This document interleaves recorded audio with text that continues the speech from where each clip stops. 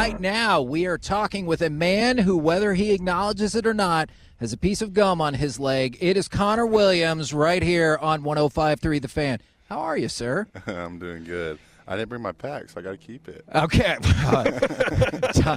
He's very budget conscious. I appreciate that. That's right up Kevin's alley right there. So never even takes a toll road because he's like, nope, not paying any extra for that. Man, times are tight. That tollway gets you. It does, man. It's a see. He knows what's up.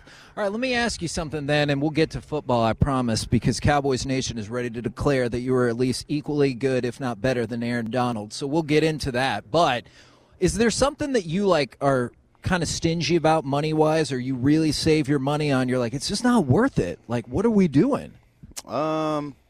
No, I think everything has its time and place. I mean, there's always a time when you feel like you gotta splurge yourself. Yeah. You know, there's always a time to go splurge on yourself. Splurge on your family. That's interesting because he recently had a little extra money to spend on himself, and his wife was like, spend this money on you. He bought wrestling tickets and then sold the tickets because he knew he could make a profit. Was that good for him, or was that okay? Hey, that's good investing. That's solid investing right there. I counted that as a splurge. She did not. And then one of my coworkers last week had to buy me 2 new pairs of shoes because he's like, you need to stop wearing these busted-up shoes that you're wearing. Yeah. Are you a shoe connoisseur? And if so, how many pairs of shoes do you have? I've got into them here and there. I like my Jordans. I like my Yeezys. You know, it's hard to find 16. Oh, talk about splurging with the Yeezys there.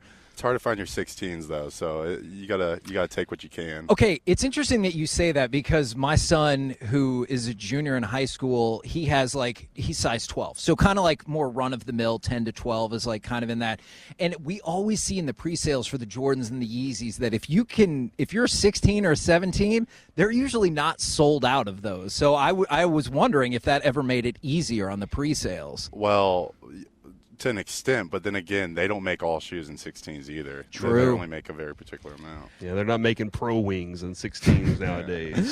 So going, it's not a big guy's world. Yeah, so true.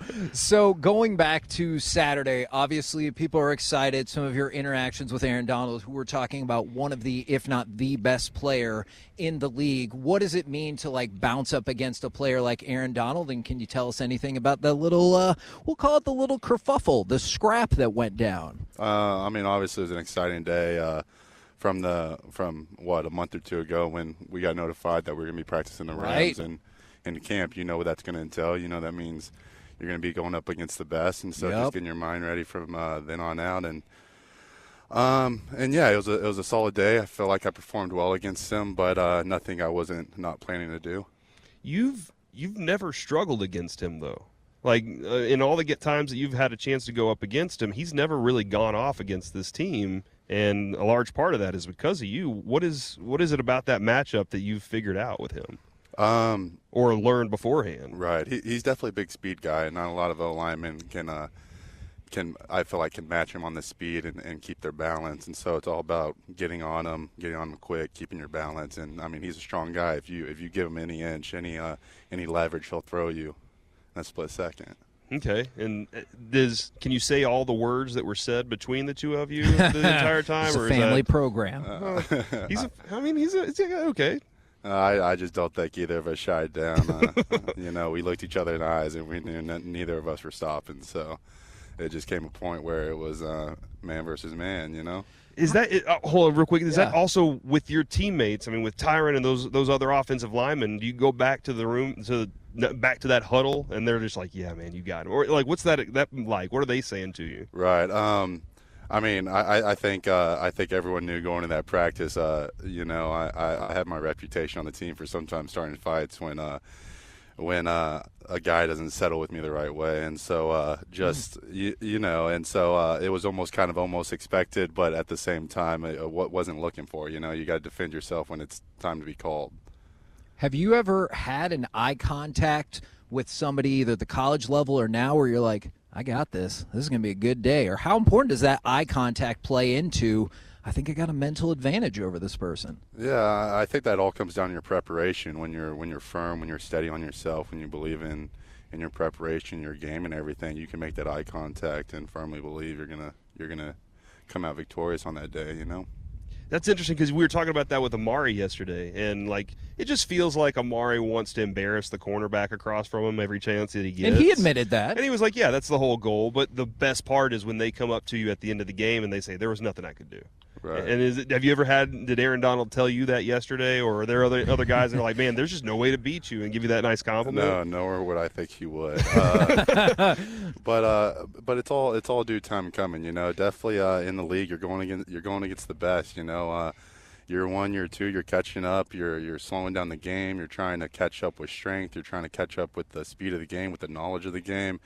And then once it starts kind of catching up, you start figuring out more and more, and that you can start playing at the caliber that you were playing at college.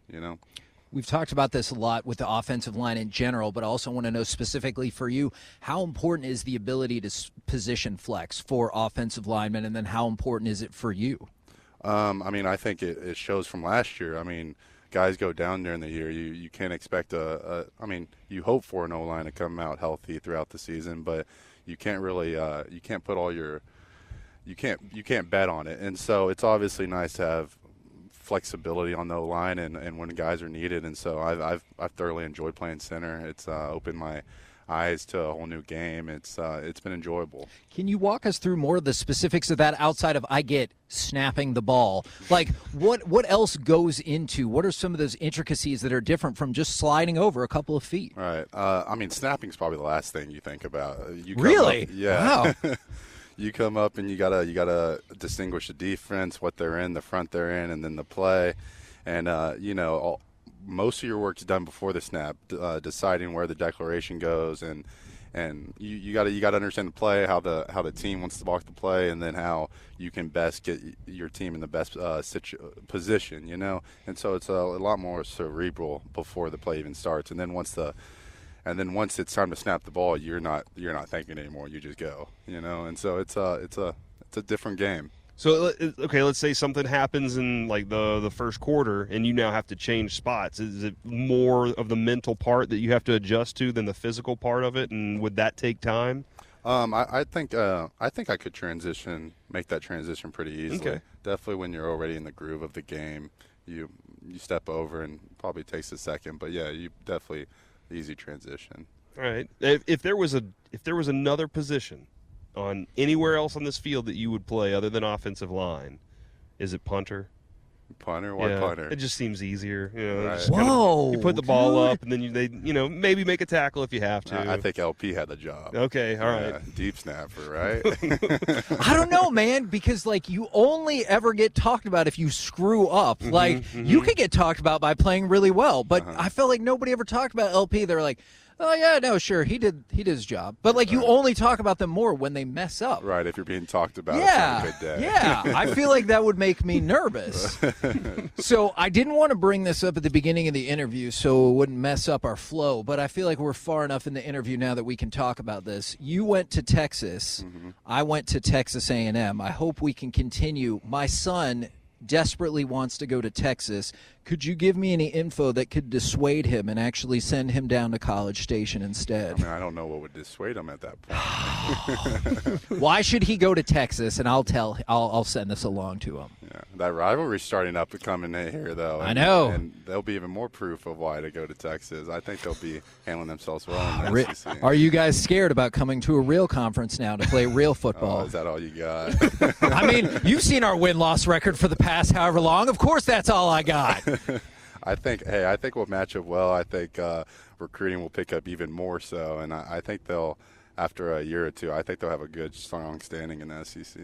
And in all seriousness, I know historically we are not on the right end of this rivalry, unless you look more recently. But anyways, how excited are you to see Texas and Texas A&M play every year? Because when I was there, that was the end-all, be-all, and I feel like it's a great thing for both fan bases. Definitely. The last time I saw it was as a kid, and you could feel the excitement, the energy in the air. And at Texas, we had Notre Dame sold out, I think, a home game, and we had one or two while I was there, but it was never that big, like Texas OU every weekend. I feel like it's going to be like that every weekend in the SEC now with OU, with A&M. That's got to be for recruiting purposes. An absolutely. easy sell too. Absolutely. You just talked about it. Like that game was something you remember, and those kids want to like go in and say, I played a big game every week. It was important. Most definitely. And definitely playing in the SEC. I mean, it pulls players. You get better competition week in and week out. Do you feel there is any extra pressure this year for the offensive line to protect Dak? Because of what happened last year, and you want to make sure that guy's standing upright. Is there any added, like, do y'all add any extra to yourselves? I mean, we're always there to protect our guy. I mean, we love him to death. But at the end of the day, it's sticking to the status quo. It's doing what we do. It's being consistent in what we do. And I think everyone's having such a great camp. Everyone's healthy, and everyone I feel like is playing their best football right now. So it's an exciting year. How do you quantify success for offensive linemen? Because like with a running back, you're like, oh, he got yards and touchdowns and everything. You kind of have to quantify everything off everybody else's success. Yeah, it's a team effort, and that's what it is. I mean, you can't take pride in just your individual play. You have to take pride in your whole group's play. Are you ever surprised that, since you were just obviously talking really well about Dak Prescott, are you ever surprised with the fan base that he seems to be such a polarizing player, kind of like the quarterback was before him? Is that just naturally go with the quarterback position where some people love him, some people hate him? Yeah, I think at that day you can't please, or at that time you can't please everyone. It's laser focused. He knows his job, he knows his role, and he does it to his full ability. I mean, especially this year, the way he's bounced back from this injury, being in the building all off season, just watching him come back from this injury and watching his drive and his focus. I mean, I'm really excited to see him play. When we talk about the mental aspect of the game, how important is continuity for y'all five up there? Because some people will say you just got to throw out the best five and kind of ignore how important it is to have the right five together. How important is it to have the right five offensive linemen? Right. I mean, once you get your best five out there, your players will learn to work off of each other. And there's a lot to that. You have to be able to practice with the guy you're going to be playing to your left to and to your right. That's going to be playing to your left and to your right, because, I mean, at the end of the day, when it gets in the game, they're going to be playing differently than if it was another tackle. And so it's just working off of each other and, complementing their game and them complementing your game. I remember talking to a former Eagles cornerback, and he was a victim of Tyron Smith coming around the corner. And he was like, as soon as I saw Tyron, I grabbed the closest person to me so he didn't have to block me. You get past your defensive lineman, you need to get a 20-yard run for Zeke. Are you headhunting the smallest guy you see out there, or is there a different, like, what's the level here? Oh, no, we're assigned. But once you get past the big guys up front, I mean, the back line doesn't want to hit, so that's when it's playtime. Are you like, finally, I take abuse on every single play now? Right. Now, here we go. It's time to bring the hammer. Yeah. Man. So what would we were really curious, because we're 1 month out from the start of the season. How do you want to see the next month progress for both you and the team? Because we talk about, Mike McCarthy just said yesterday, it's been a good 48 hours for our team. Like, what does that mean? Like, how can you tell you're getting better? How can you tell the team is getting better?